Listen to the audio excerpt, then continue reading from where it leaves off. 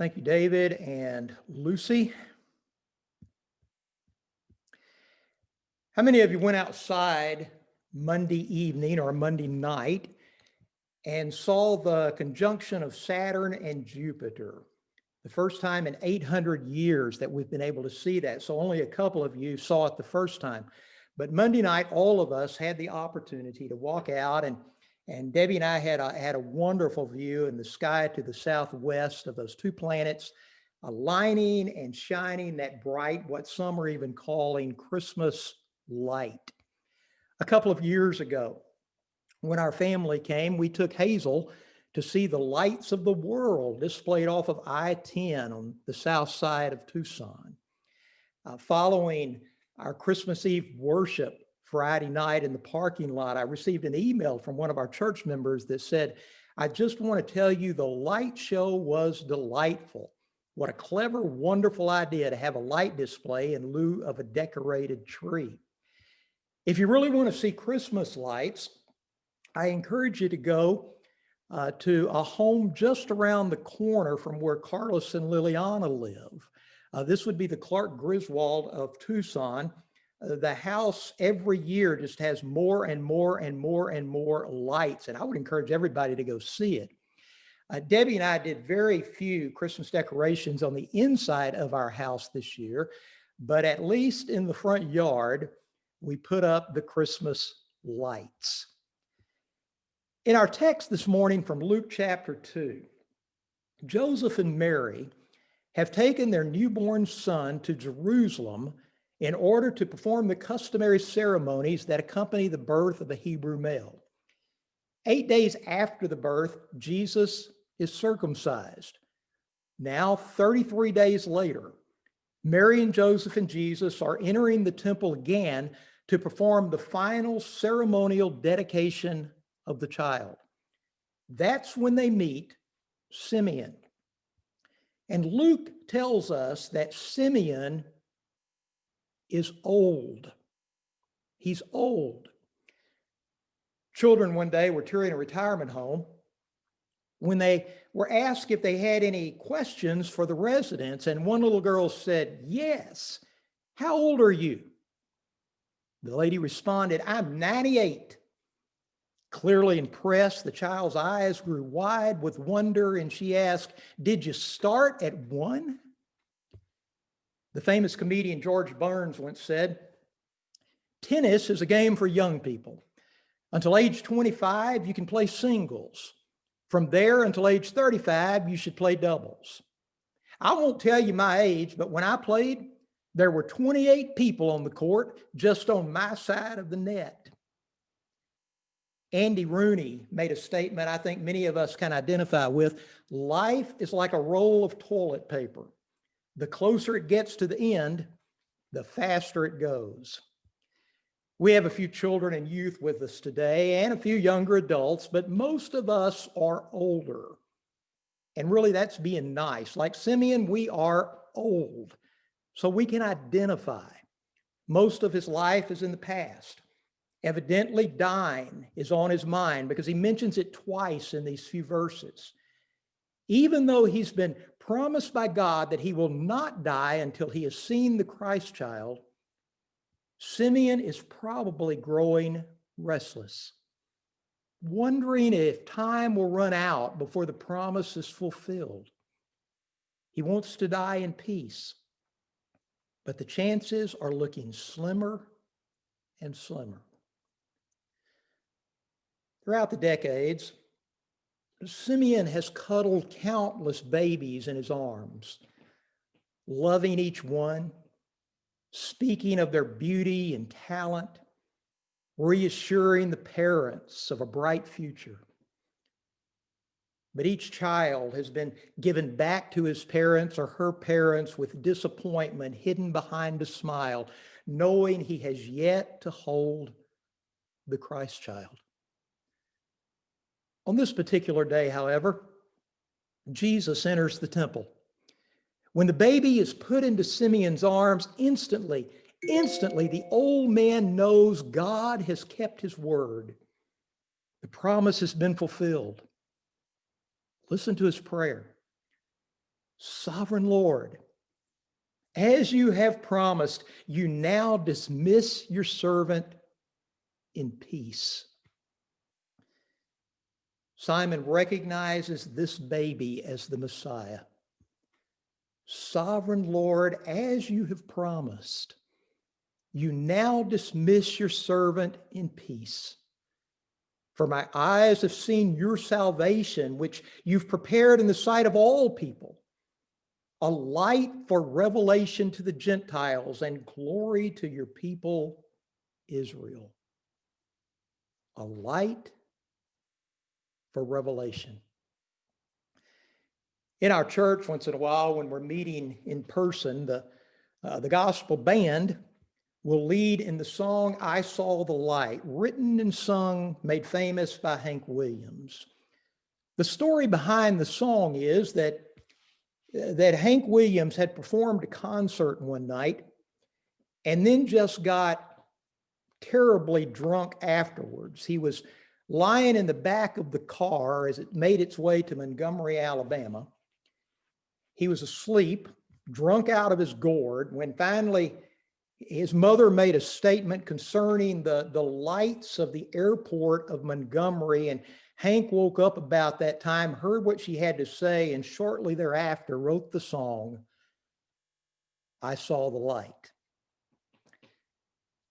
In Luke chapter 2, Simeon sees the light. A light for revelation, he says. A light for revelation to the Gentiles and for your glory to your people Israel. A light for revelation. We're being told that when we see Jesus, we see God. He reveals who God is, not who we perceive God is or who we want God to be, but who God really is.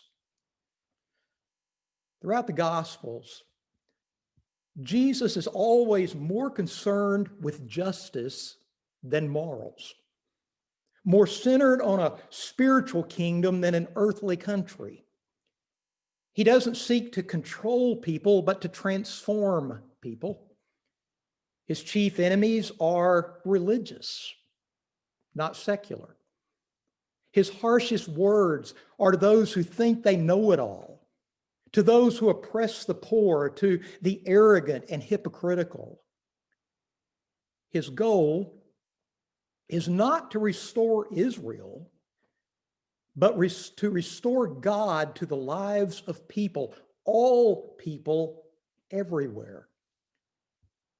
In the Christmas story, we see the shepherds, not like displayed on Hallmark cards, sitting around a campfire, playing guitars and singing Kumbaya. No, they are despised and lonely. They live a life of drudgery, doing the same thing today they did yesterday and will do tomorrow. We see the Magi, the wise men who come bearing gifts, wealthy and powerful, intelligent and educated, accepted and welcomed. We see the young, Mary and Joseph. Mary's just a teenager, yet chosen to be blessed among women by giving birth to the Messiah. We see the elderly, Simeon and Anna, workers in the temple who await the Messiah. All people, a light of revelation to all people.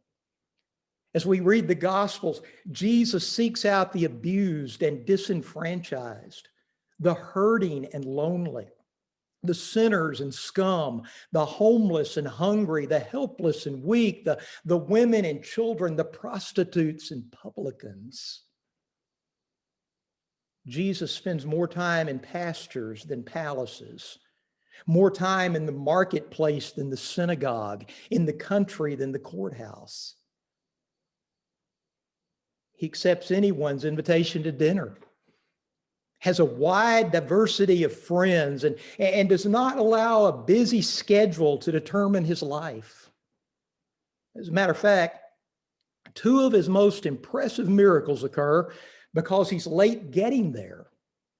the raising of Lazarus from the dead, and the healing of Jairus' daughter.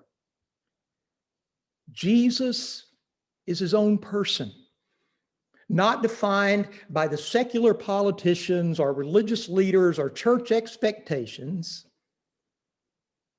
No, Jesus changes the world one person at a time, not by laws or legislation, politics, or power, but by love and grace, pardon and peace, compassion and mercy, by the simple yet complicated call, follow me, by the guiding light to love God and love people.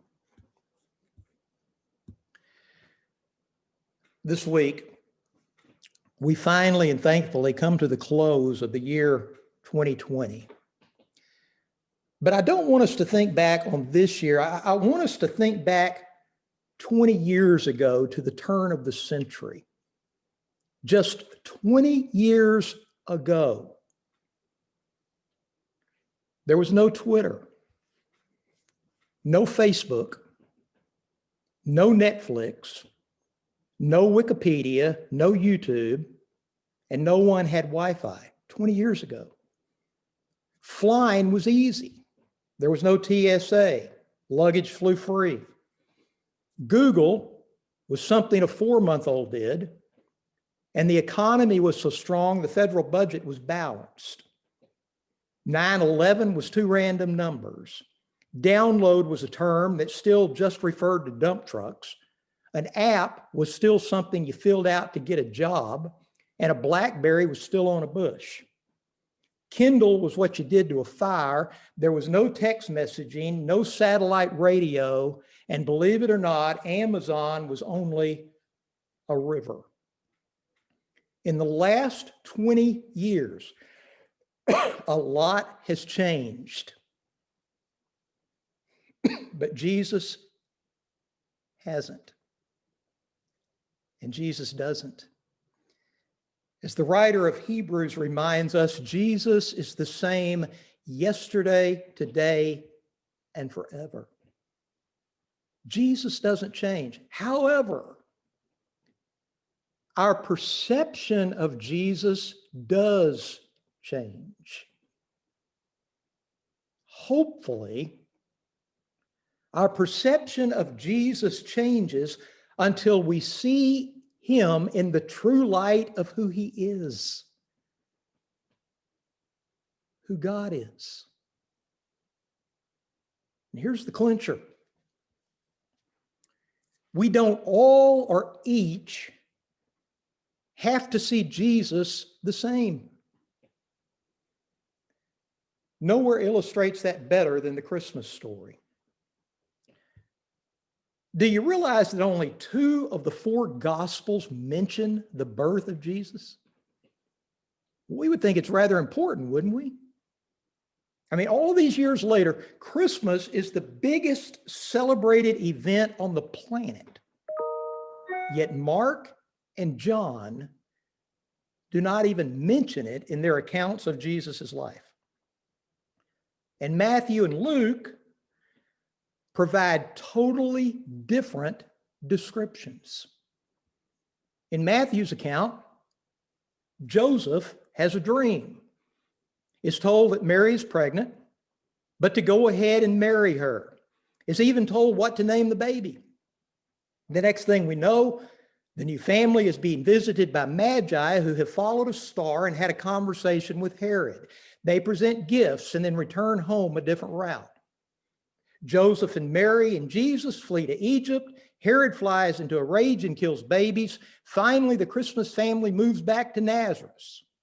John the Baptist doesn't appear until chapter 3, already grown and preaching in the wilderness. None of this happens in Luke. Luke records that an angel speaks to Mary. Mary visits her cousin Elizabeth, who herself is pregnant with John the Baptist. Mary sings. The next thing we know, she and Joseph traveled to Bethlehem to register for a census where Mary gives birth in a stable. They are visited by shepherds who themselves have been visited by an angel choir. On the 8th day, they present Jesus for purification in the temple. Then weeks later, take him back to Jerusalem where they meet Simeon and Anna. Then they return to Nazareth. None of this happens in Matthew. For the most part, two totally different accounts of the birth of Jesus. It's as if the stories are told by two different people decades after it occurred. And maybe that's the point. We don't all see Jesus the same way. Throughout the years, our perceptions of Jesus change. We see him in a new light, in a different light.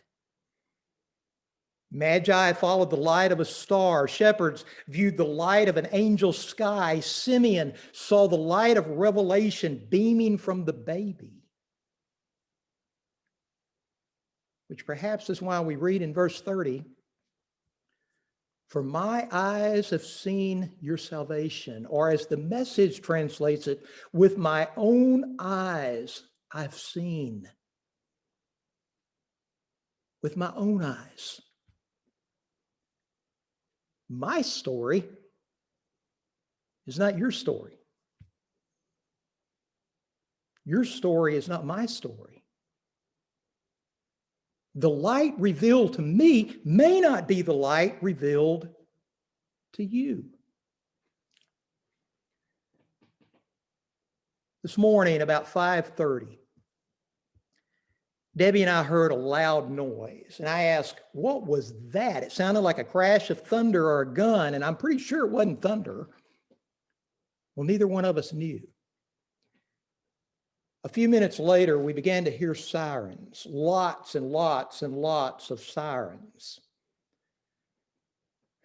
On Saddlebrook Road, below our house, were flashing red lights stretching out for probably half a mile. 3 vehicles had collided: a semi-truck, a pickup truck, and an ambulance. One lay on its side, one in the ditch, the other smashed beyond recognition. A bit later, I walked out front to turn off our yard Christmas lights, and greeting me was the beautiful red-orange clouds of sunrise. In the back, red flashing lights. In the front, the light of sunrise. What do you see when you look at Jesus? The red flashing light of danger and wreckage, or the beautiful rays of what you can be? What light of Jesus is shining in your life today? He says, "I am the light of the world. Whoever follows me will never walk in darkness, but will have the light of life." The light of life. The great Southern short story writer Flannery O'Connor kept a prayer journal for 2 years when she was in her early 20s. That prayer journal has been published and gives insight into her Christian faith, which permeates all of her writing. She had prayed that it would.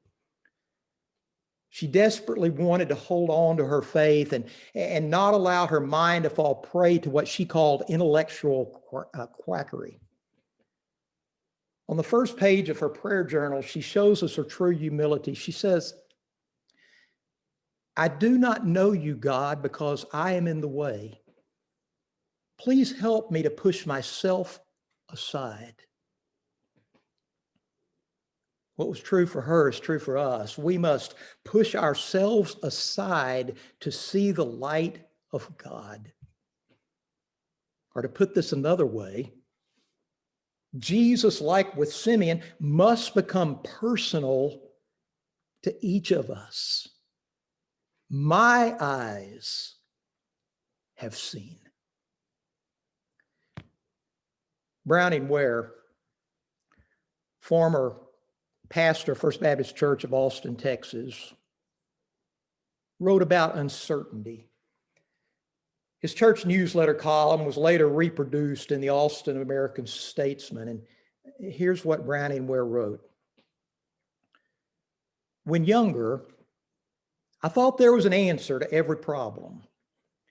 And for a time, I knew many of the answers. I knew about parenting until I had children. I knew about divorce until I got one. I knew about suicide until 3 of my friends took their lives in the same year. I knew about the death of a child until my child died. I'm not as impressed with answers as I once was. Answers seem so pallid, sucked dry of blood and void of life. Knowing answers seduces us into making pronouncements. I still have a few friends or acquaintances who are 100% sure on most anything and are ready to make pronouncements on homosexuality, AIDS, marriage problems, teenage pregnancies, abortion, sex education, or whatever is coming down the pike. But when we get shoved into our valley of the shadow, a pronouncement is the last thing we need. A friend wrote recently, I too get Malak's moments from all who know. I'm discovering that wisdom and adversity replace cocksure ignorance with thoughtful uncertainty. More important and more satisfying than answers is the answer, thou art with me. That's what we crave. There may or may not be answers, but the Eternal One would like very much to be our companion. The Eternal One would like very much to be our companion. When Jesus becomes our companion, we see him. We hear him, we talk with him, we learn from him. God is revealed to us in ways previously hidden. I am the light of the world. Whoever follows me will never walk in darkness, but will have the light of life.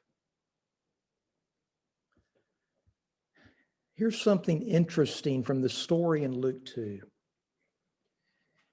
Apparently, no one else in the temple other than Simeon and Anna recognized Jesus as the Messiah.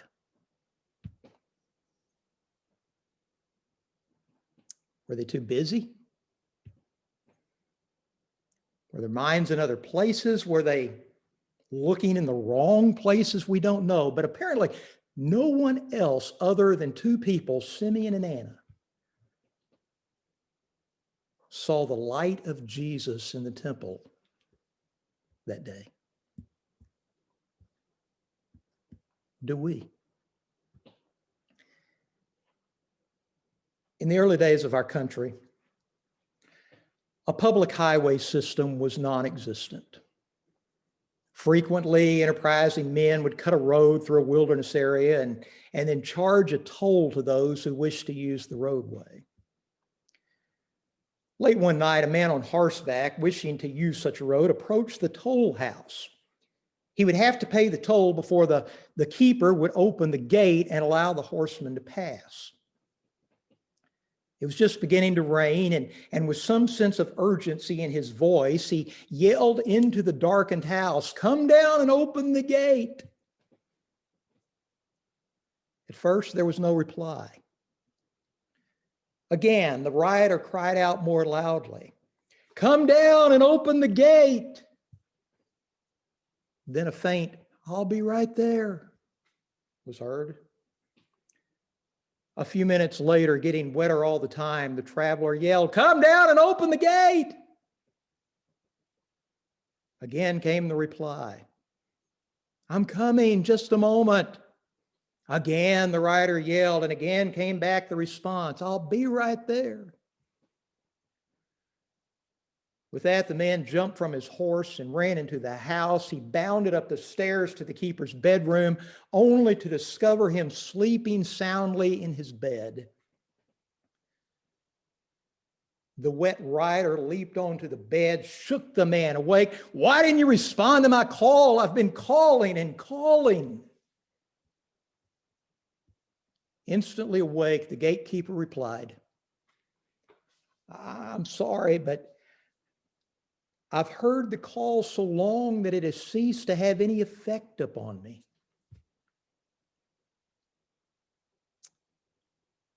Are we so familiar with the call of Christmas that it ceases to have any effect upon us? When angels delivered news of the birth, they broke out in singing. Do we? When shepherds saw the baby, they praised and glorified God. Do we? When Mary held the baby in her arms, she pondered all these things. Do we? When Simeon laid eyes on the Christ child, he whispered, "I can die in peace." Can we? When the wise men journeyed to see the baby, they were overcome with generosity and joy. Are we? Everyone who saw and held the baby recognized they were in the presence of God's extravagant love. Do we? As we venture into a new year, will the call of Christmas still affect us? Will the light shine so brightly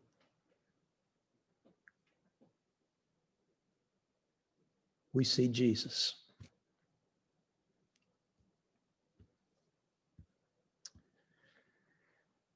Our prayer this morning comes from Japan. And following this prayer, we will then sing together, Emmanuel. Eternal God, we say good morning to you. Hallowed be your name. Early in the morning, before we begin our work, we praise your glory. Renew our bodies as fresh as the morning flowers. Open our inner eyes as the sun casts new light upon the darkness which prevailed over the night. Deliver us from all captivity. Give us wings of freedom like the birds in the sky to begin a new journey. Restore justice and freedom as a mighty stream running continuously as day follows day. We thank you for the gift of this morning and a new day to work with you. Amen. Sing with us, please, Emmanuel.